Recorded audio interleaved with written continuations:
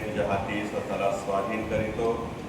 आज तुझ्या वचनावरती आम्ही बोलत असताना, ऐकत असताना समजदार अंतकरण तू आम्हाला दे. आमच्या चक्षु उघड आणि प्रवास तुझ्या नावाचा अधिक गौरव व्हावा असं आधार आमचा प्रवेश ख्रिस्त याच्या द्वारे.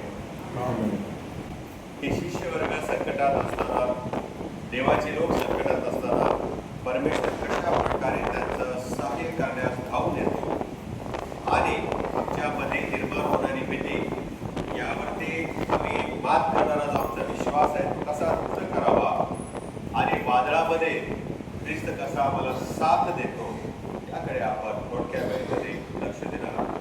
दुसरी गोष्ट महत्वाची, आज सर्व जगभर जागतिक आदिवासी दिन साजरा केला जात आहे. वर्ल्ड ट्रायबल डे साजरा केला जात आहे आणि म्हणून आजचे शास्त्रपाठ देखील त्याच्याशी मिळते जुळते आहेत हे आम्हाला पाहायला मिळतं. कारण आजचा हा जो विषय आहे हा भारतातीलच नव्हे तर विश्वातील त्या व्यक्ती आणि सर्व समाज यांना लागू होतो ज्यांच्यावरती अन्याय होत आहे, जे दबले गेलेले आहेत, ज्यांचा आवाज वरपर्यंत पोहोचत नाही, ज्यांच्यावरती अन्याय होऊन ज्या सुखसुविधा त्यांना मूलभूत पाहिजे असतात त्या मूलभूत सुखसुविधा सुद्धा दिल्या जात नाहीत, असे ज्यांचा छळ होत आहे, असे गोरगरीब जे लोक आहेत, गरिबीमध्ये जे जीवन जगत आहेत, अशा सर्वांसाठी जी वादळं त्यांच्या जीवनामध्ये येतात प्रियानो, त्यामध्ये कसा परमेश्वर आम्हाला सहाय्य करण्यास उत्सुक असतो यावरती आपण आज मनन करणार आहे. कारण अशा या सगळ्या वादळांच्या मधून जात असताना ख्रिस्त आम्हाला साथ देतो, ख्रिस्त आम्हाकडे चालत येतो हे आम्हाला पाहायला मिळतं. कारण आमचा येशू आम्ही पाहिलेला आहे, आमचा देव हा बघ्याची भूमिका घेणारा नाहीये. तो एका ठिकाणी स्तब्ध उभा आहे आणि लोक येतात जातात आणि त्याच्या पायाकडून निघून जातात असा प्रकार नाही, तर तो एका ठिकाणी स्थिर न राहता तो आमच्या सोबत चालणारा देव आहे. म्हणून त्याला काय म्हटलेलं आहे? इमॅन्युएल, देव म्हटलेलं आहे. आम्ही जिकडे जाऊ तिकडे तो आमचा परमेश्वर आमच्या सोबत असतो. आणि म्हणून आजचे जे 4 शास्त्रपाठ आहेत हे फार विशेष शास्त्रपाठ आहेत, ते वेगवेगळे आहेत, परंतु भिन्न भिन्न प्रकारे आमचा होणारा छळ आणि आमचा विश्वासघात जो नेहमी आमच्या जीवनामध्ये जवळच्या लोकांकडून, घरातल्या लोकांकडून, नातेवाईकांकडून, मंडळीतल्या लोकांकडून, ऑफिसमधल्या लोकांकडून, जिकडे आपण जातो त्या ठिकाणी काही विश्वासघात करणारी माणसं असतात आणि दैवी हस्तक्षेप कशा प्रकारे यामधून आम्हाला वाचवतो या सगळ्या गोष्टी आम्हाला या 4 शास्त्रपाठामध्ये पाहायला मिळतात. आम्ही पाहतो योसेफाला त्याच्या भावांनी विश्वासघात केला आणि प्रियानो स्वतःच्या भावाला पण त्यांनी काय केलं? विकून टाकलेला आहे. स्तोत्रकर्त्यामध्ये आपण पाहतो की देवबाप कसा आम्हाला पुरवठा करणारा देवबाप आहे. छळ होत असताना आम्ही आनंदोत्सव केला पाहिजे हे पीटर त्याच्या उपदेशामधून मंडळांना मार्गदर्शन करत आहे. आणि प्रभू येशू ख्रिस्त शिष्यांच्या पर्यंत त्या वादळामध्ये घाबरलेल्या त्या आपल्या शिष्यगणांच्याकडे आला आणि त्याने संकटातही मी तुमच्या सोबत आहे याची साक्ष त्यांच्यासोबत उभी केलेली आहे. आणि म्हणून तो आमच्या सोबत चालतो, तो आमचं भय घालवतो आणि तो आम्हाला त्याच्या सानिध्याची, त्याच्या सोबतीची आम्हाला खात्री देतो. या गोष्टींच्याकडे आपण थोडक्या वेळेमध्ये लक्ष देऊया. पहिला शास्त्रपाठ आहे स्तोत्र संहिता. इतिहासामध्ये देवाच्या महत्कृत्य जी झालेली आहे त्यांची आठवण आम्ही करायला हवी हे प्रभू देवबाप आम्हाला सांगत आहे. स्तोत्र संहिता 105 आणि 1 ते 6 वचनामध्ये ज्यावेळेला आम्ही मागे वळून पाहतो आणि परमेश्वर याने आमच्या जीवनामध्ये कशा प्रकारे चांगली कामं केलेली आहेत तर हे आपल्या लक्षात येतं, त्यावेळेला आपण त्याचे स्मरण करायला हवे. आणि म्हणून परमेश्वराचे उपकार स्मरण करा, त्याच्या नावाचा धावा करा, लोकांना त्याची कृत्य जाहीर करा. म्हणजेच काय की तुम्ही साक्षी द्या. काय द्या? साक्षी द्या. तुमच्या जीवनामध्ये देवबापाने कशा प्रकारे अद्भुत कार्य केलेलं आहे त्याची साक्षी तुम्ही इतरांना देणं भाग आहे. ज्या जीवनामध्ये साक्ष नाही त्या जीवनामध्ये संजीवन नाही. God is not working. मी त्याच्या सानिध्यात नाही, त्याचा अनुभव मला प्राप्त होत नाही आणि म्हणून मी त्याची साक्षी काही देऊच शकत नाही. करेक्ट?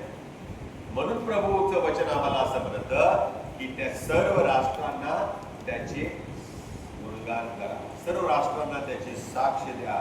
आणि ही सांगण्यासाठी स्तोत्रकर्ता आम्हाला प्रेरणा देतो असं या स्तोत्रामध्ये पाहायला मिळतं. जसं योसेफ छळामधून गेला, परंतु त्याच्या छळाच्या द्वारे इतरांना आशीर्वाद मिळाला, त्याच्या भावबंधांना आशीर्वाद मिळाला, त्याच्या वडिलांना आशीर्वाद मिळाला, त्याच्या राष्ट्राला आशीर्वाद मिळालेला आहे. ज्या देशामध्ये देवाने त्याला सर्व्हिस दिली होती, मोठी जबाबदारी दिली होती, त्या देशामध्ये दुष्काळ पडलेला असताना प्रभूने योसेफाच्या द्वारे काय केलेलं आहे, त्यांना आशीर्वाद दिलेला आहे. आणि म्हणून या सगळ्याचं वर्णन आपल्याला पाहायला मिळतं. योसेफाच्या कैदेमध्ये जाण्याने त्याला आम्ही पाहतो की नवीन जीवन प्राप्त झालेलं आहे. योसेफ कैदेत गेला म्हणून फारोच्या राजवाड्याचे दार त्याच्यासाठी खुली झाली. काय झाली? फार सुंदर आहे. त्याच्या छळाने त्याला उत्तम नेतृत्व करण्यासाठी मदत मिळाली, हे देखील आपण पाहतो. आणि हा इतिहास आमच्या आध्यात्मिक जीवनाला उभारी देणारा ठरतो.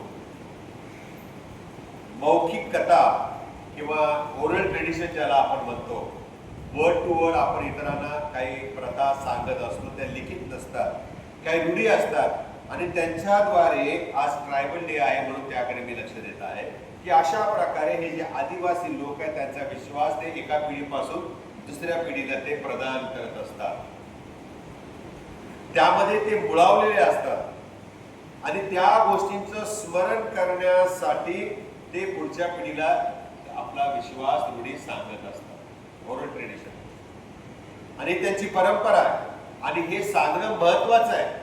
जर त्यांनी सांगितलं नाही तर काय होणार आहे, रूढी आणि परंपरा लयास जाते. प्रभुभोजन कशासाठी स्थापन केलं येशू ख्रिस्ताने? शेवटच्या दिवशी आम्ही त्याचं स्मरण करावं, आम्ही त्याचं स्मरण करावं. आणि बरोबर ते घेतल्यावर क्षमा मिळते असं नाहीये बा. प्रभू येशू ख्रिस्ताने आपला देह त्या वनस्तंभावर खेळला आणि रक्त सांडलं, त्याचं स्मरण आम्ही करत आहे, त्याची आठवण आम्ही करत आहे, हे लक्षात घ्या. आणि म्हणून चर्चच्या इतिहासामध्ये त्या प्रभुवचनावरून म्हणण्याच्या मध्ये फूट पडले. कॅथलिक लोकांचं म्हणणं असं आहे की आम्ही ज्या वेळेला ते घेतो त्यावेळेला ते तो प्याला ते रक्त बनतं आणि जी भाकरी ते येशूचं शरीर बनतं. पण आम्ही त्याच्यावर विश्वास ठेवत नाही. प्रोटेस्टंट लोक आम्ही काय म्हणतो, प्रभूने ते आम्हाला स्मरण करण्यासाठी ठेवतो. ज्या ज्या वेळेला आम्ही प्रवचनामध्ये सहभाग होतो त्यावेळेला येशू माझ्यासाठी मरण पावला, रक्त सांडलं, देह अर्पण केले याची मी आठवण करतो. आणि म्हणून त्या पवित्र निष्कलंक निर्दोष रक्ताची आणि शरीराची आठवण करत असताना आम्ही आमचे पातके आठवून त्याचं स्मरण करून क्षमा मागावी आणि मग त्यातलं आपण खावा आणि प्यावा असं संत पावल करिंदकराच्या पत्रामध्ये आम्हाला शिकवतो. अशा अनेक गोष्टी आहेत प्रियानो. आदिवासी लोक देखील अशा ओरल ट्रेडिशन्स वरती आजही विश्वास ठेवतात. देवाची इतिहासातील जी महान कृत्य आहेत ती आमचा विश्वास दृढ करण्यास आणि आमचं भविष्य जे आहे ते आशामय करण्यासाठी नेहमी सहाय्यभूत ठरवलेले आहे. प्रभू आपल्या वचनामध्ये अनुवादाच्या पुस्तकामध्ये म्हणतो की ही माझी वचने तू आपल्या मुलांच्या हृदयावरती ठसवीव, त्यांच्या मनावरती ठसवीव, यासाठी की ते पुढे विसरणार नाही. घरामध्ये आम्ही प्रार्थना का करतो? कुटुंब या नात्याने घरामध्ये आम्ही प्रार्थना करत असताना शास्त्रपाठ का वाचतो, गाणी का गातो, मनचिंतन 5-10 मिनिटाचं का करतो, डिव्होशन, यासाठी की ते वचन प्रत्येकाच्या आमच्या कुटुंबातील सभासदांच्या हृदयावर कोरलं जातं. आम्ही ते विसरू नये. म्हणून आध्यात्मिक गोष्टींचं जतन करून ठेवणं फार उपयोगाचं आहे. आमच्या जीवनामध्ये दुःख आहे, त्रास आहे, संकट आहे, छळ आहे, त्यापासून कोणी वाचत नाही, सुटत नाही.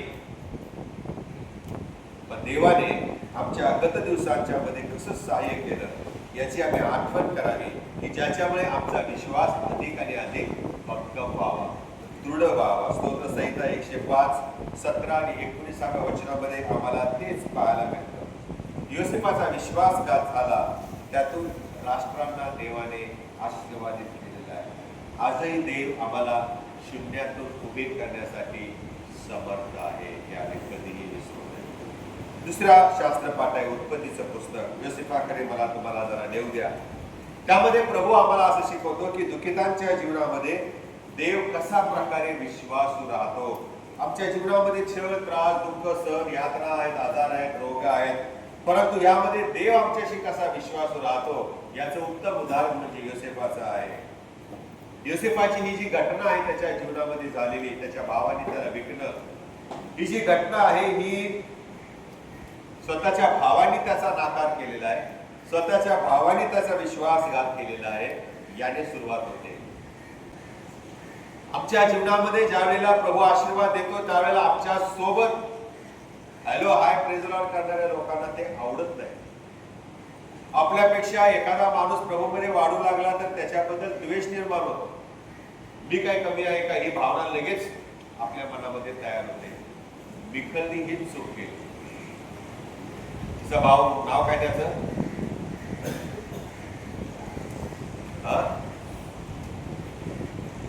काय नाव होतं? मिखल का मरियम, काय नाव होतं? मोशेच्या बहिणीचं नाव काय होतं? मरियम. काय झालं? ती कोणाने का भरली?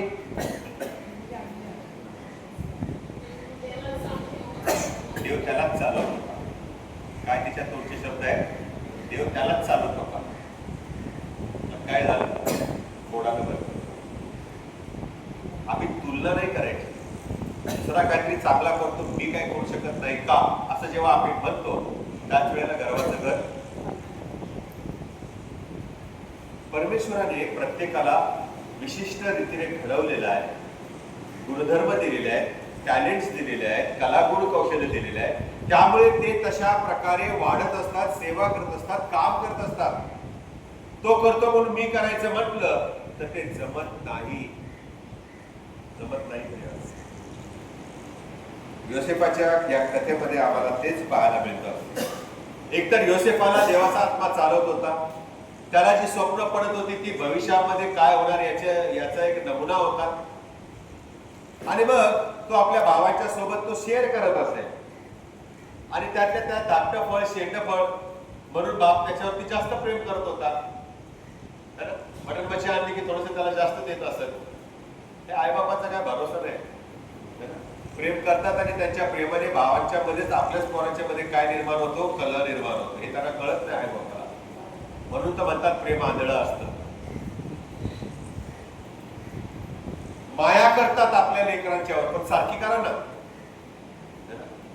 त्यामुळे झालं काय की बापाचं प्रेम या धाकट्यावरती आहे म्हटल्यानंतर बाकीचे जे भाऊ बंधू होते त्यांना राग आला, द्वेष आला. आम्ही नाही का पोरं, आम्ही नाही का मुलं, आमच्यात काय कमी आहे. त्याने काय कळलं, त्याला योसेफाला मारूनच काटाच काढायचा. पण त्यातल्या एकाला दया आली. रोबीन त्याचं नाव. काय म्हणाला, अरे तो आपलाच हाडा मावसा, आपलाच भाऊ, असं नका मारू त्याला. ते कशाला पाप आपल्या, त्यापेक्षा एक आपण काम करूया, त्याला विकून टाकू, जाऊ दे कुठं जातो तिकडं. त्याच्या रक्ताचा जाप परमेश्वर आपल्याकडून तर नाही ना घेणार. मारायला निघालेले प्रियानो आम्हाला असं पाहायला मिळतं की त्यांनी त्या योसेफाला काय केलं, हाड्यात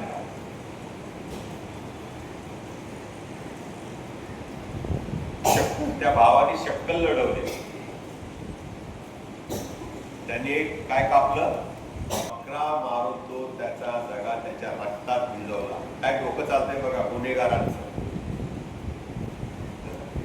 आणि काय नेलं ते बापाकडे नेलं. काय म्हणाले, हिंस्त्र पशुने त्या भावाला काय केलं, आमच्या आपलं खोटं खोटं रडले ते बिचारे.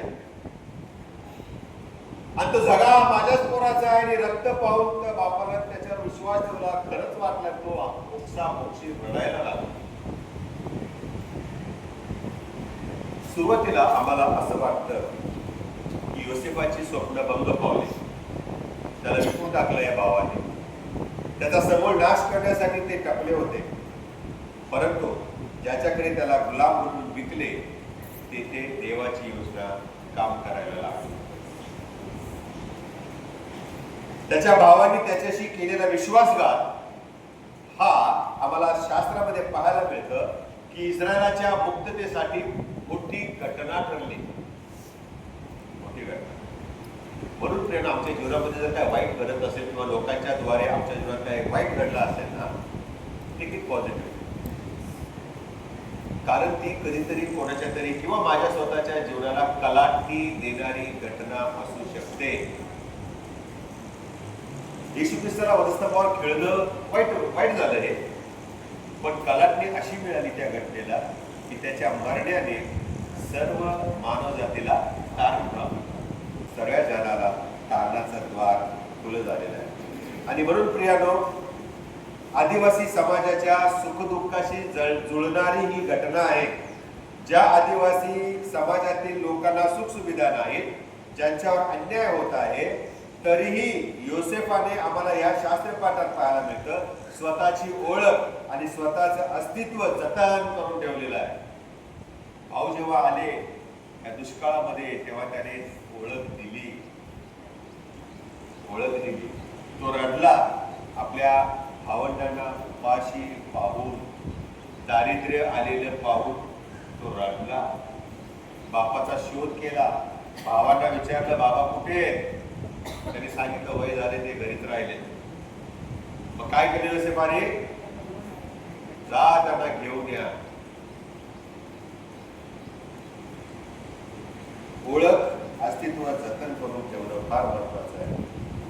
मानवी विश्वासघात देवाची योजना बदलू शकत नाही, हे लक्षात घ्या.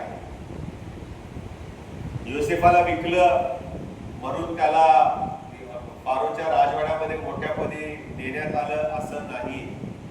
देवाची ती योजना होती की त्याला, योसेफाला विकलं जाऊन त्याला फारोच्या राजवाड्यामध्ये कारभारी म्हणून नेमलं जावं आणि इकडे दुष्काळ पडावा, त्याच्या भावंडांनी त्याच्याकडे यावं आणि त्याद्वारे काय व्हावं, त्याच्या सर्व भावंडांचं तारण व्हावं, सर्व त्या फारोच्या राज्यातील लोकांना अन्न पाणी मिळावं. यासाठी देवाने त्याच्या जीवनामध्ये आलेल्या घटनांचा उपयोग केलेला आहे. भावाने विकणं चांगली गोष्ट आहे का? आणि सख्खा भाव असून त्याला गुलाम म्हणून विकणं चांगली गोष्ट आहे का? बकरा कापून त्याचा जगा बुडवून त्या रक्तात बापाला फसवणं चांगली गोष्ट आहे का? सगळं वाईटच आहे ना. पण त्या वाईटातूनही चांगलं निर्माण करणारा म्हणून योबाच्या जीवनामध्ये आम्ही पाहतो किती दुःख आलं त्याला. गुरं ढोरं मुलं बाळ सगळे गेले, म्हणून बायकोच नव्हती राहिली, धर्मपत्नी, सुखात दुःखात रोगात आरोग्यात आणि काय काय असते ते कधीच सोडणार नाही. काय म्हणाले मग? नवऱ्याला रोग लागलाय बघितल्यावर काय देव देव करत बसलाय? कुठे तुमचा देव? सगळं अंग भरलंय, खापरानं तुम्ही खाजवत बसताय. एक काम करा, देवाला शाप आणि ती थकली असेल ना त्याची सेवा करून, आता बराही होईना झालाय, रोग वाढतच चाललाय. आणि मग योग काय म्हणाला? देवापासून सुखच घ्यावं का, दुःख का घेऊ नये? हे महत्वाचं वाक्य आहे स्टोरीच्या मागे. Never expect blessings from the Lord. दुःख तर पाहिजे ना, संघर्ष पाहिजे जीवनामध्ये. आम्ही आजारी का पडतो? देवबाप आम्हाला आजार का देतो? कारण त्या आजारामुळे आमच्या शरीरामधली रोगप्रतिकार शक्ती वाढायला लागते. आमच्या जीवनामध्ये प्रियानो, आम्ही ह्या गोष्टींच्याकडे बारकाईने लक्ष द्यायला पाहिजे. कारण या योसेफाच्या जीवनामध्ये देखील तीच घटना घडलेली आहे.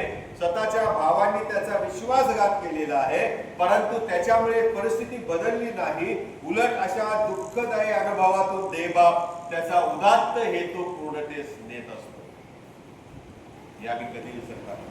माझ्या जीवनात दुःख आलं ना, परमेश्वराचा उदात्त हेतू तो पूर्ण करून पाहतोय. म्हणून शेवटपर्यंत आम्ही विश्वासू राहिला पाहिजे. प्रभूची योसेफाच्या जीवनातील ही घटना आम्हाला खात्री देते की आमच्याही जीवनामध्ये दुष्ट लोकांच्या युक्त्या कुयुक्त्या या देवबाप आमच्यासाठी आणि इतरांसाठी चांगलं व्हावं याकरता उपयोगात आणत असतो. आणि आमच्या वाईट घटना ज्या आहेत त्यात तो चांगल्या आशीर्वादांसाठी परिवर्तित करतो. उत्पत्तीचं पुस्तक 50वा अध्याय 20वा वचन वाचा बरं. काय म्हणाला योसेफ? तुम्ही माझे वाईट योजिले.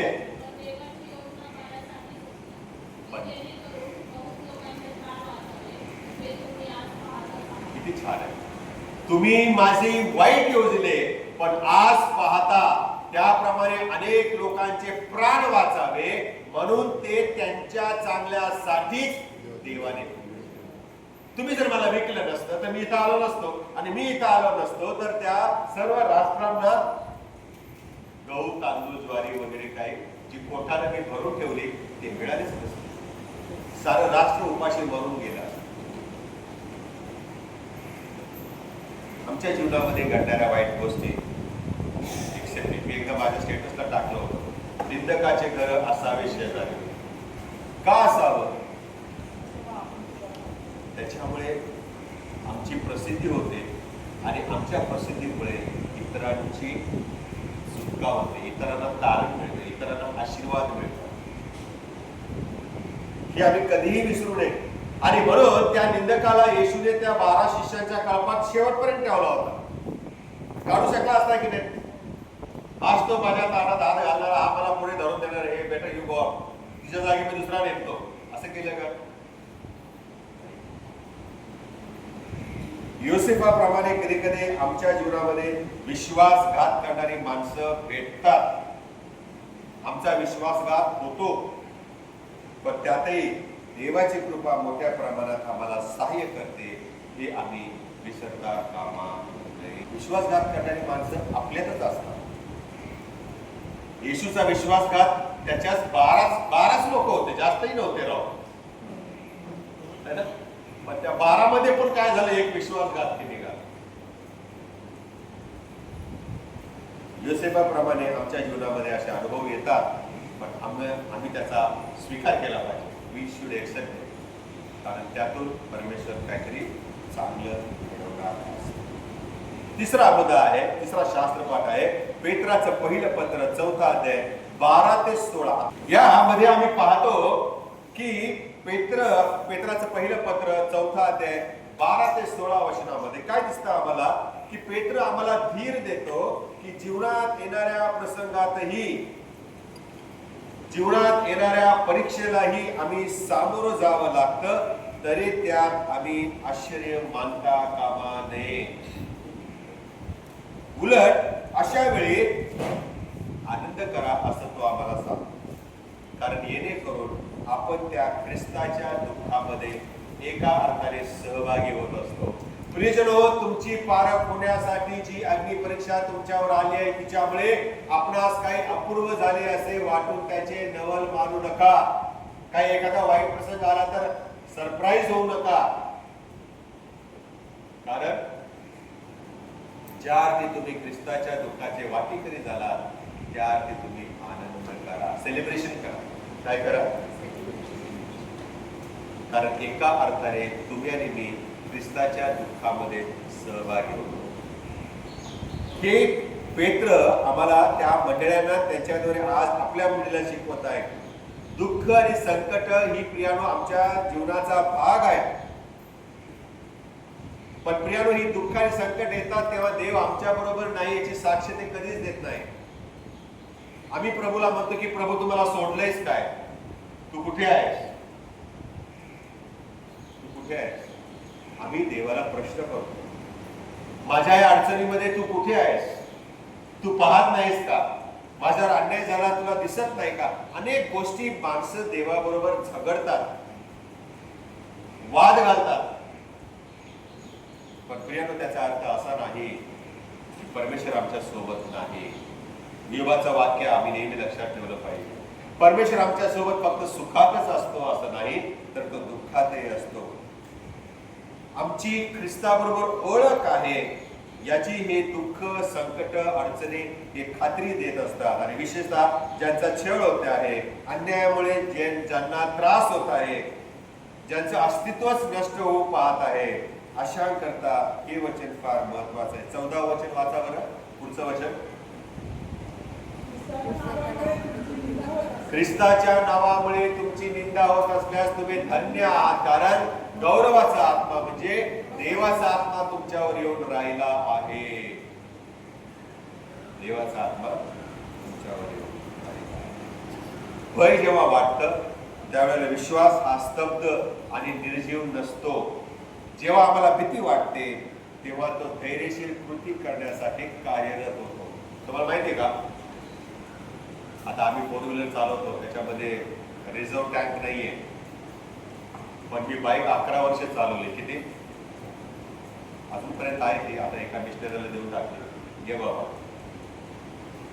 पण त्याच्यामध्ये पेट्रोल टाकलं की ते संपलं की तिथे एक तो नॉब आहे, तो काय करायचा, तो नॉब तिथे खाली केला की काय होतं, गाडी रिझर्व्ह मध्ये असलेल्या त्या 1.25 लिटरच्या पेट्रोलवरती पेट्रोल पंपापर्यंत आपण जाऊ शकतो. रिझर्व्ह टँक फार महत्वाचे.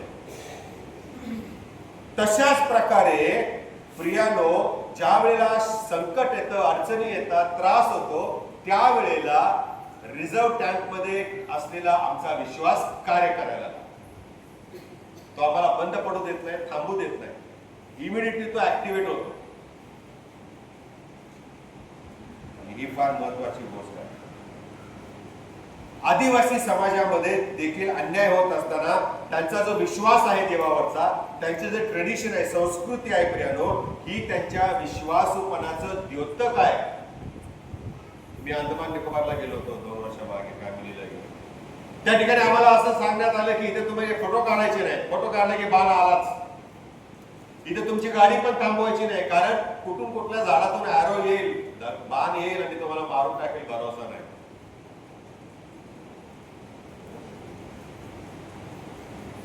हो, त्यांचं संस्कृती, त्यांचं ट्रेडिशन, रूढी आजही जपून ठेवली जाते, जतन केली जाते.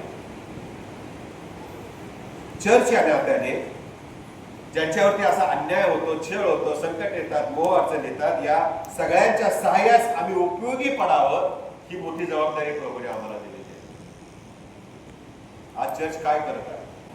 गेल्या वर्षभरामध्ये आपण समाजासाठी काय केलेलं आहे? रविवारी येतो आमच्यासाठीच येतो, मी येतो तुम्हाला उपदेश देण्यासाठी येतो, तुम्ही येताय मी देत असलेला उपदेश ऐकायसाठी येता. ऐकलं झालं की खाल्लं की चालले घरी, ते परत पुढच्या रविवारी रिटर्न बॅक, काम नसलं काय तर.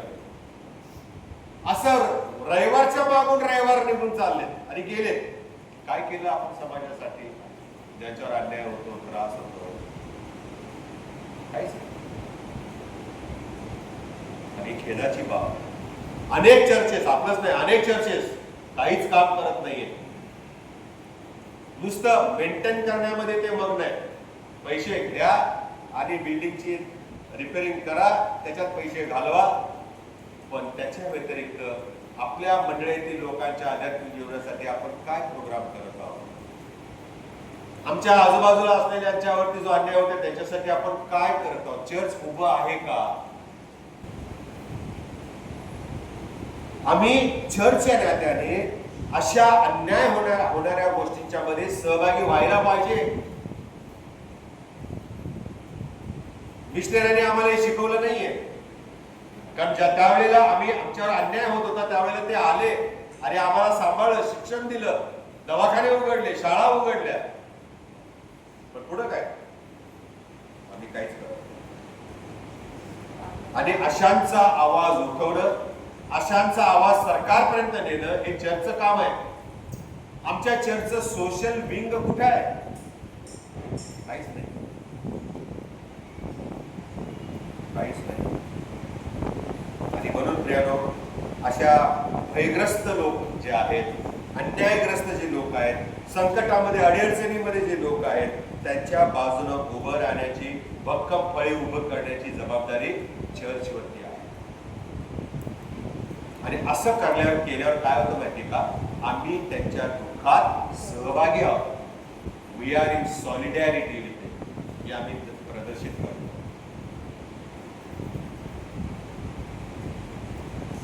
चौथा मुद्दा आहे आणि तो म्हणजे वादळातही येशू आमच्या संगती असतो. मार्काचं सुवर्तमान 6 अध्याय 45 ते 52 या ठिकाणी आम्हाला काही गोष्टी फार महत्वाच्या दिसतात.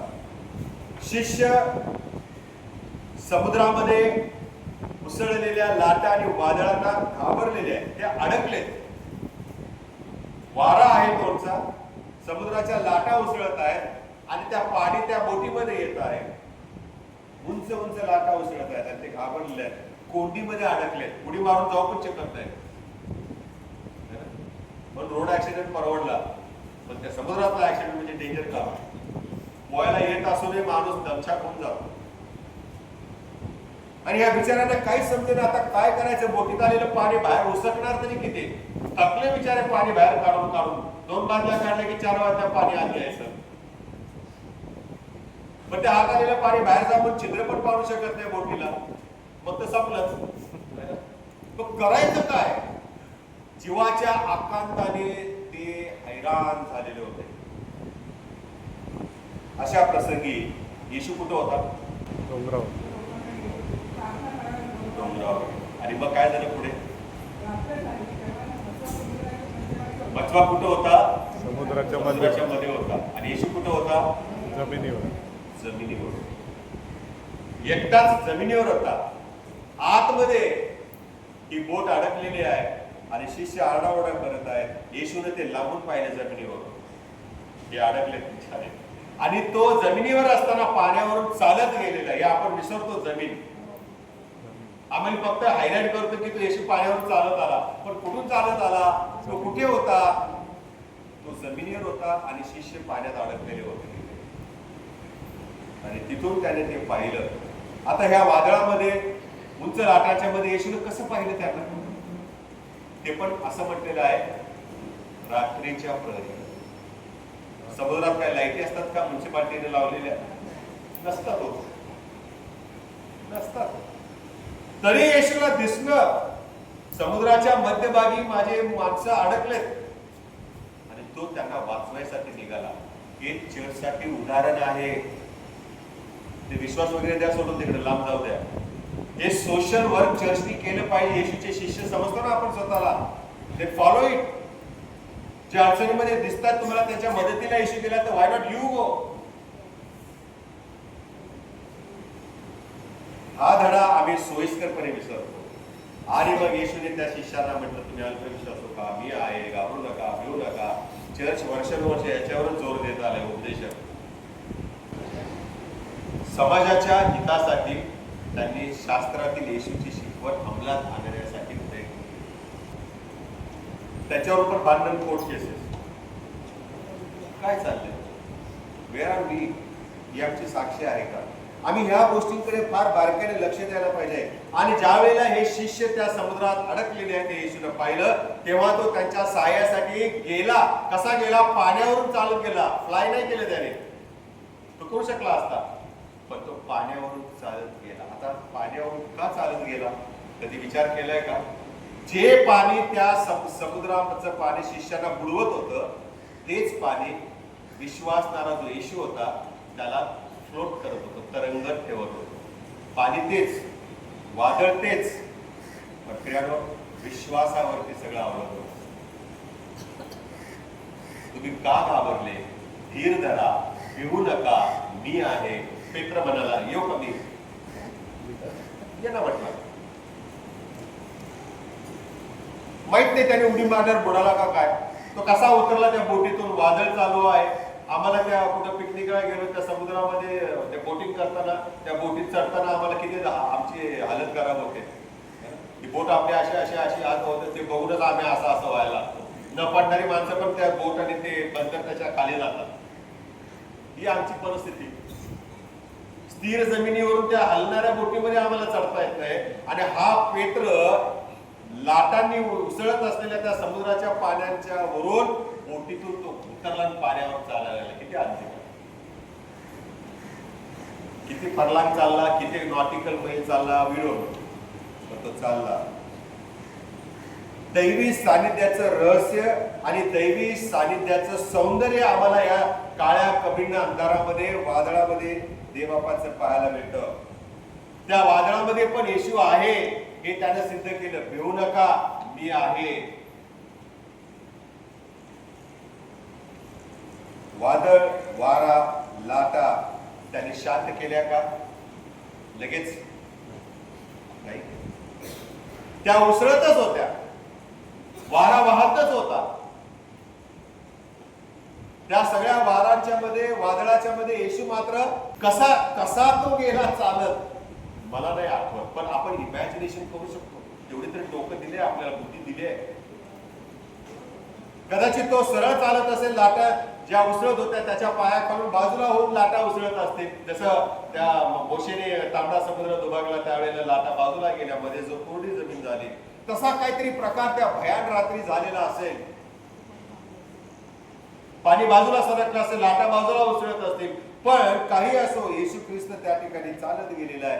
त्याने लाटांना उसळायचं बंद केलेलं नाही, वारा वादळ त्याने शांत केला नाही, जोपर्यंत तो बोटीमध्ये जात नव्हता. पुढे वाचा बरं, वचन काय लिहिलेलं. तो त्यांच्याकडे मच्छव्यात चढून गेला तेव्हा वारा. तेव्हाला फार महत्व आहे बरं का या शब्दाला. प्रभू देवबाप आम्हाला संकटामधून जाऊ देतो, अडीअडचणीमध्ये जाऊन देतो, रोगामध्ये आजारामध्ये तो जाऊ देतो, कारण त्याच्यामधूनच आमचा विश्वास भक्कम होतो. तो लांबूनच म्हटलं नाही वाऱ्याला, शांत राहा, माझे शिष्य आहेत, त्यांना त्रास नका देऊ, मी त्यांच्याकडे जातो म्हटला का? तो करू शकला असता.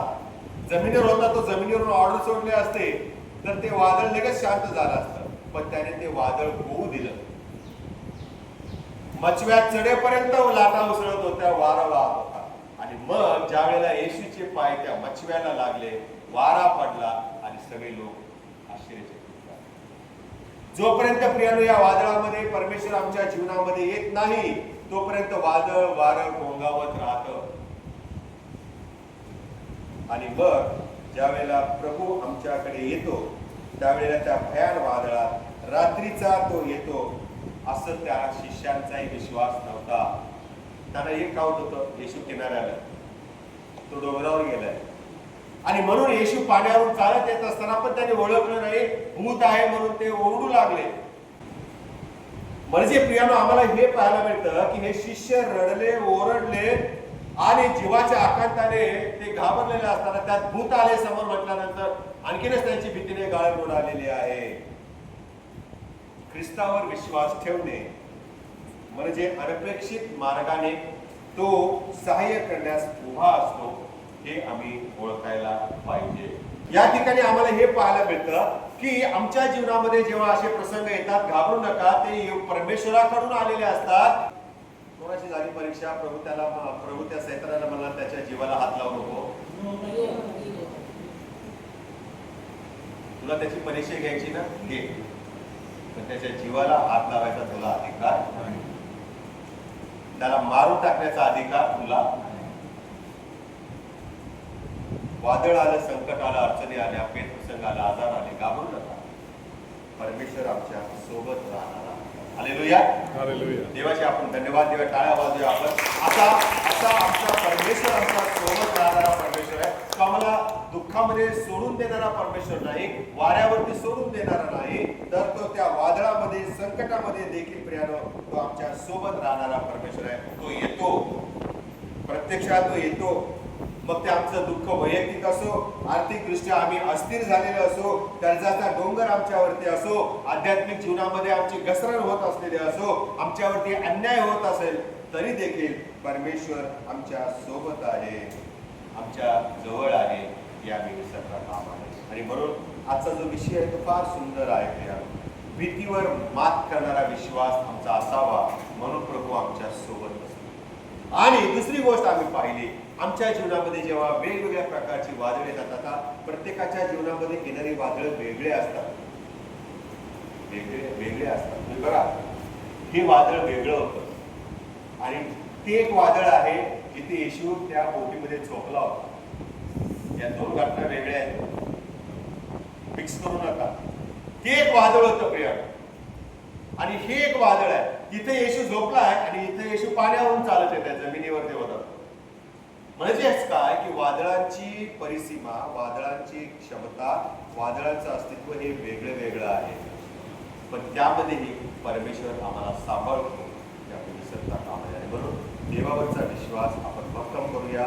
मग कुठलाही बाका प्रसंग आमच्या जीवनामध्ये आला, आम्ही आनंदामध्ये असतो, कारण ज्याच्यावर माझा विश्वास आहे तो माझ्या संगती राहणारा परमेश्वर. आपण प्रार्थना देवबापा आम्ही स्तुती आराधना करतो, तू आमचा महान प्रभू आहेस. आजचं वचन प्रभू तू आम्हाला फार सुंदर रीतीने समोर मांडलेलं आहे. मनुष्य जात आहे, मनुष्य जीवन आहे आणि त्या अनुरोधाने प्रभू आमच्या जीवनामध्ये अनेक संकट, अडचणी, वेश प्रसंग, मोहपाश हे येणार, की कोणाला चुकत नाही. पण त्या प्रत्येक समयी तू आमच्या सोबत असतो, तू सानिध्य तुझं असतं, तू प्रत्यक्षात हजर असतो. हेच आम्हाला पाहायला मिळालं. आमचं जे वाईट करतात प्रभू त्याच्याद्वारे तो आमच्या त्याचं चांगलंच करतात.